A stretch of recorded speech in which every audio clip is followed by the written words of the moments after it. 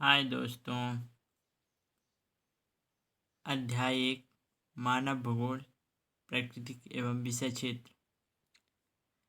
इस चैप्टर के मैं आज आपको आईएमपी क्वेश्चन या मोस्ट इम्पॉर्टेंट क्वेश्चन बताऊंगा। तो देर न करते हुए हम चलते हैं अपने टॉपिक की तरफ। तो पहला वास्तुनिष्ठ प्रश्न। प्रश्न 1, सही विकल्प का चयन कीजिए। तो निम्नलिखित कथनों में से कौन सा एक भूगोल का वर्णन नहीं करता। तो पहला का डी नंबर दोस्तों, प्रौद्योगिकी विकास के फलस्वरूप आधुनिक समय में प्रासंगिक नहीं है। दूसरा, एलिमेंट्स ऑफ जियोग्राफी पुस्तक के लेखक।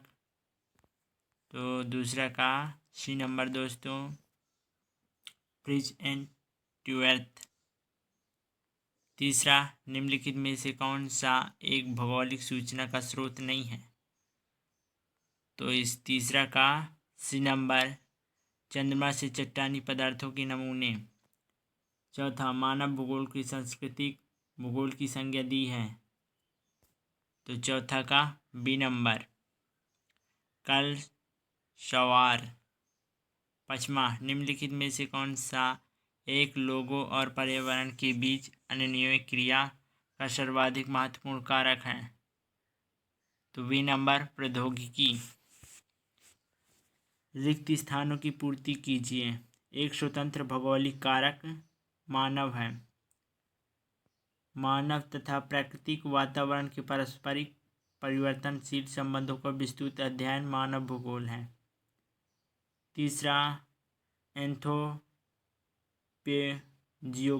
नामक ग्रंथ सन 1882 में प्रकाशित हुई। चौथा, समस्त मानवीय क्रियाओं को सांस्कृतिक भूदृश्य की संज्ञा दी जाती है जो मानव की बौद्धिक क्षमता का परिणाम है। सही जोड़ी बनाइए। तो मानव भूगोल के जनक, पहला का ई नंबर, फ्रेडरिक रेडजेल। दूसरा, मानव भूगोल मानव का वातावरण से संबंध। दूसरा का डी नंबर, कुमारी ई सी सैम्पुल। तीसरा, मानव भूगोल ए नंबर, भूगोल के अध्ययन की महत्वपूर्ण शाखा। भौगोलिक सूचना का स्रोत। चौथा का बी नंबर, यंत्रियों का विवरण मानव भूगोल के अंतर्गत भूगोल के अध्ययन की महत्वपूर्ण शाखा। सॉरी दोस्तों, मानव भूगोल के अंतर्गत मानवीय क्रियाओं का अध्ययन। इस वीडियो में दोस्तों मैं आपको अध्याय 1 के सभी महत्वपूर्ण क्वेश्चनों को बताऊंगा जो परीक्षा बोर्ड, परीक्षा अध्याय, जीपीएच आदि द्वारा संग्रहित किया गया है। यदि आपको कोई भी डाउट लगे तो हमें कमेंट के माध्यम से पूछ लें। हम कक्षा 12वीं विषय भूगोल के सभी अध्यायों का आईएमपी क्वेश्चन कंप्लीट करने वाले हैं जो हमारे चैनल के प्लेलिस्ट पर उपलब्ध है। चैनल के प्लेलिस्ट पर जाएं, वहाँ भूगोल आईएमपी क्वेश्चन लिख रहा होगा, वहीं पर जाकर आप देख लीजिए। तो प्रश्न 4, सत्य असत्य चुनकर लिखिए। भूगोल एक विस्तृत वैज्ञानिक विषय है, सत्य है। दूसरा, 19वीं सदी अंतिम चरण में मानव भूगोल का जन्म हुआ, सत्य है। विश्व की समस्त क्रियाओं का केंद्र बिंदु मानव नहीं है। तीसरा, सत्य है। चौथा, मनुष्य ने प्रौद्योगिकी की सहायता से संस्कृति विकास नहीं किया, असत्य है। पाँचवा, ग्रिफिथ टेलर नवनिश्चयवाद के जनक माने जाते हैं, सत्य है। एक शब्द वाक्य में उत्तर दीजिए। विश्व की समस्त क्रियाओं का केंद्र क्या है। तो मानव। घर्षण और ऊष्मा की संकल्पना से किसका जन्म हुआ, अग्नि। तीसरा, प्राकृतिक पर्यावरण और संरक्षण से किस वाद का जन्म हुआ, निश्चयवाद। चौथा, सांस्कृतिक वातावरण का जनक किसे कहा जाता है, मानव को। प्रकृति पर मानव की सफलता का नाम क्या है, संभववाद। इस चैप्टर से दोस्तों अति लघु उत्तरीय को नहीं आने वाला है, लघु उत्तरीय आएगा। तो प्रश्न 1, मानव भूगोल की परिभाषा कीजिए। तो उत्तर, मानव भूगोल की उसकी प्रकृति की प्रवृत्ति एवं विषय क्षेत्र की सहायता से अच्छी तरह से परिभाषित किया जा सकता है। मानव भूगोल हमारी पृथ्वी नियंत्रित करने वाले भौतिक नियमों तथा इस पर रहने वाले जीवों के मध्य संबंधों को संश्लेषित ज्ञान से उत्पन्न संकल्पना है। प्रश्न 2, सन 1970 के दशक में मानव भूगोल की विचारधाराओं का जन्म हुआ।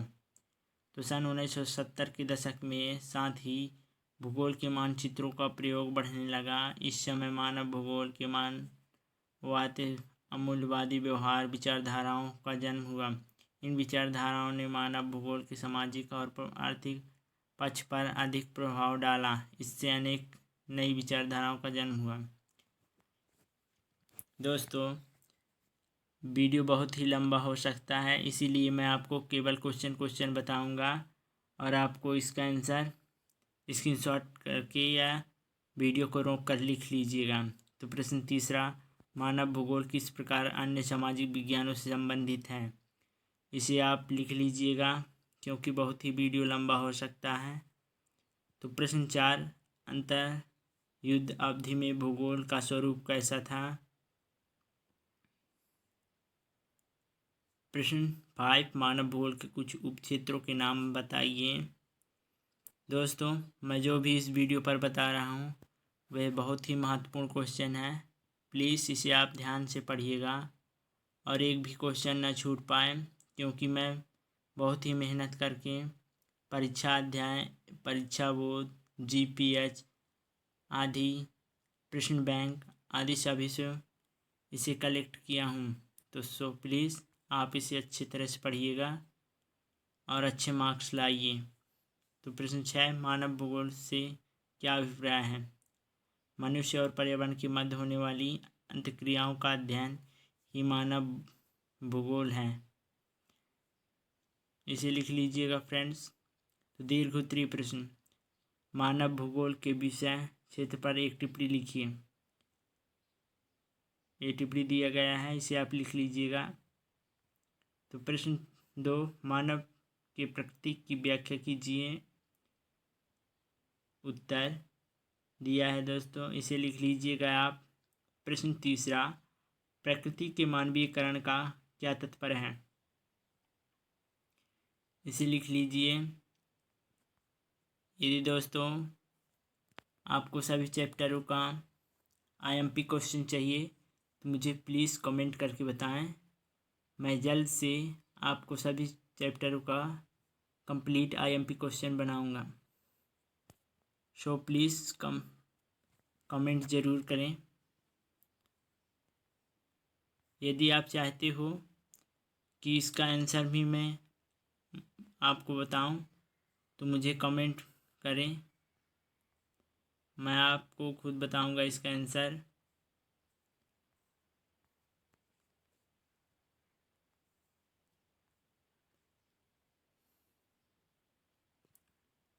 फटाफट नोट कर लीजिए दोस्तों।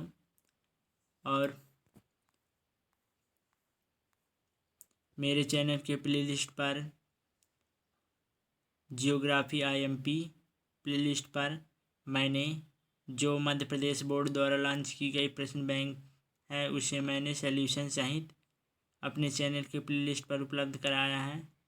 सो प्लीज़ प्रश्न बैंक को आप ज़रूर देखिए, क्योंकि उससे ही रिलेटेड यह बनाया गया है और बहुत ही महत्वपूर्ण क्वेश्चन उसमें दिया गया है, तो आप ज़रूर देखिएगा।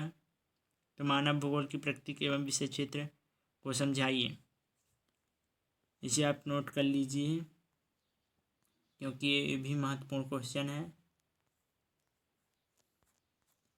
तो हमारा अध्याय 1 कंप्लीट हुआ।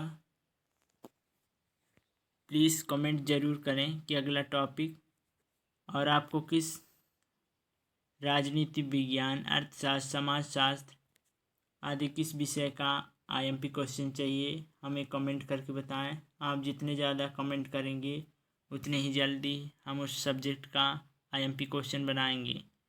और यदि आपको कंप्लीट अध्याय वीडियो चाहिए तो हमें कमेंट करके बताएं। यानी आपको संपूर्ण सॉल्यूशन चाहिए अध्याय का, आईएमपी क्वेश्चन नहीं, तो हमें कमेंट करके बताएं। हम उसी टॉपिक पर भी वीडियो बनाने की कोशिश करेंगे। सो थैंक्स दोस्तों, मिलते हैं अगले वीडियो पर। जय हिंद।